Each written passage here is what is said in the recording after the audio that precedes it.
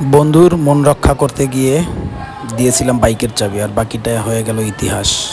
একটু পরেই দেখতে পারবেন আমার বন্ধু কিভাবে, এই দেখেন দুর্ঘটনাটা ঘটে গেল। দেখেন এই যে সে একদম ওয়ালের সাথে বাড়ি খেয়ে একদম ড্রেনের মধ্যে পড়ে গেল, আর তার কোনো হুশ নেই, একদম জ্ঞান হারায় ফেলে।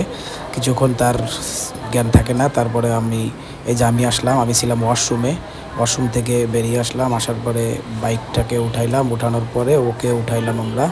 ওঠানোর পরে তাকে আবার হাসপাতালে নিয়ে গেলাম। আর এর মধ্যেই যে কিছু অল্প একটু সময়ের মধ্যে কি একটা দুর্ঘটনা ঘটে গেল। আসলে নিজেকে কিভাবে যে ক্ষমা করব বুঝতে পারতেছি না। যদি বাইকের চাবিটা না দিতাম তাইলে হয়তো বা এই ধরনের দুর্ঘটনাটা ঘটতো না।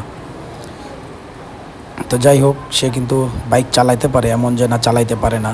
বাইক কিন্তু চালাইতে পারে, সে চালাইছে। আরও চালাইছে, আমাকে পিছে বসায়ও চালাইছে অনেক। কিন্তু আজকে যে কী কারণে এই দুর্ঘটনাটা ঘটে গেল, একমাত্র মহান আল্লাহ তাআলাই জানে। সব কিছুর মালিক হচ্ছে আল্লাহ।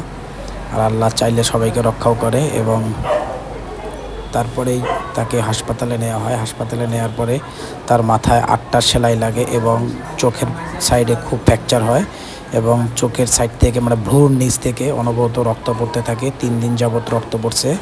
ওর ছবিটাও আছে, আমি ছবিটা আপনাদের সাথে অ্যাড করে দিব এবং পরবর্তী পোস্টে জানিয়ে দেব, ছবিটা পোস্ট করব, দেখতে পারবেন।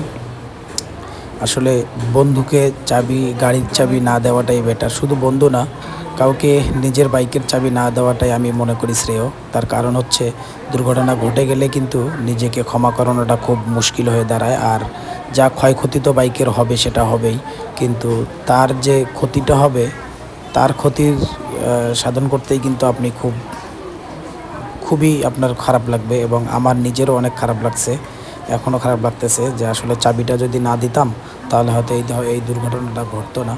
তো আমি রিকশায় করে তাকে পাঠিয়ে দিই হাসপাতালে। আর মাথা কিন্তু সাথে সাথেই খুব পিনকিতে রক্ত বের হচ্ছিল মাথা থেকে। আর এই হচ্ছে অবস্থা। আমি